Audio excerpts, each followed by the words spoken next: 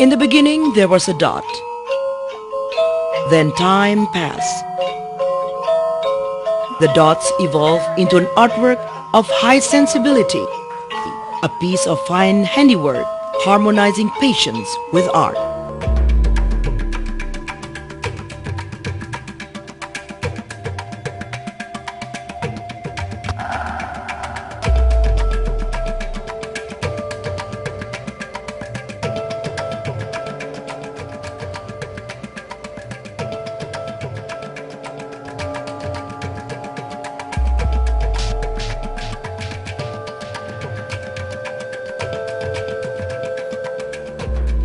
Batik comes from the word ambatik, which can mean a cloth with dots or spots.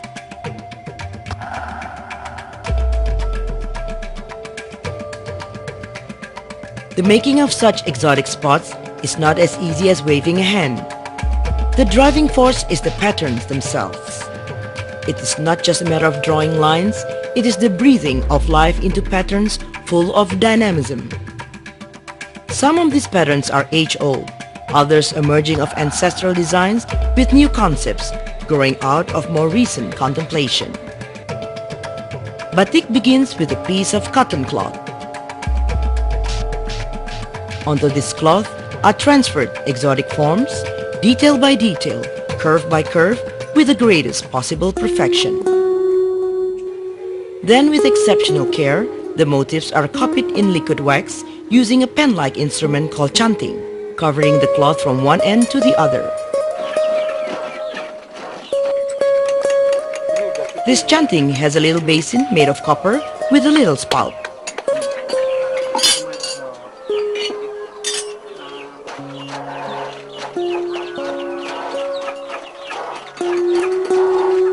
Because of the smallness, close precision is needed in the waxing process.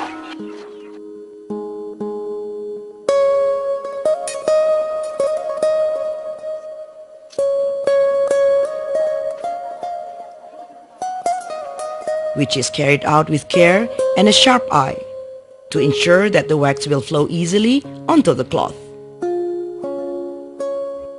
The wax, which is called malam, comes in various forms depending on the stage of baticking under work. Among them are pine resin wax and beeswax. Amid the pungent odor and hot thick smoke of the wax, women transform the plain white cloth into a beautifully decorated textile. Dyeing means the coloring of those parts of the cloth that are not covered in wax. For this, the waxed cloth is immersed into a cold dye bath. The most frequently used colors are blue, red, brown, and yellow. So that the colored cloth will glow to perfection, it is put out in the sun to dry.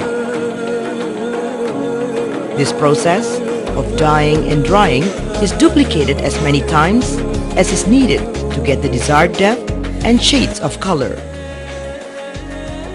When the color is right, the cloth can be cleaned of its wax covering. This is done by immersing it in boiling water. The dyeing process is replicated over and over again to get the desired number of colors. The more color variation, the more times the waxing and dyeing are repeated. The batik emerges from the very long and demanding process, beautifully colored and wonderfully decorated.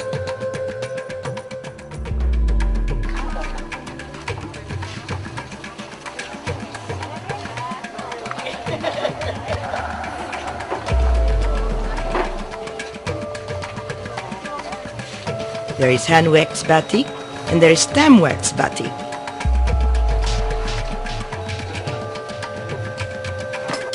In stem wax batik, the graceful function of the batik pen or canting is taken over by a printing stamp for a repetitive pattern. This naturally shortens the time it takes to make a batik cloth, but it also sacrifices the power in the hand-drawn wax lines.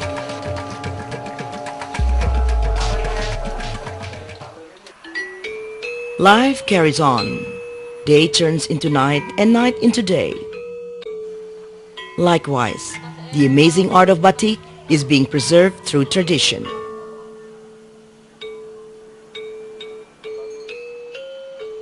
A museum has even been established to record the journey of this artistic skill.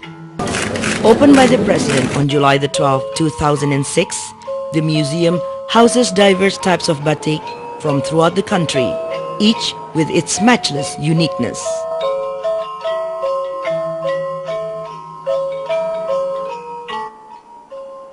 In the museum, visitors can see for themselves the batik process in the hands of a group of young Indonesians.